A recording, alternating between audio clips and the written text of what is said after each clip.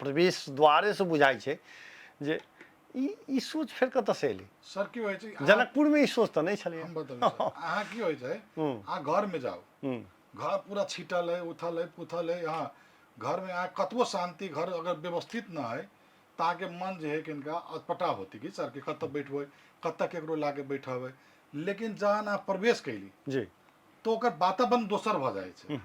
आइ अहाँ देख लियौ एगो नमूना 1 मिनट के लागी भूतनाथ के देख लियौ।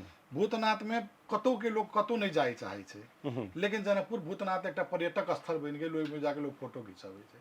कैला के ओकरा श्रृंगार देलखिन, ओकरा सवार देलखिन, ओकरा सफाई कऽ देलखिन।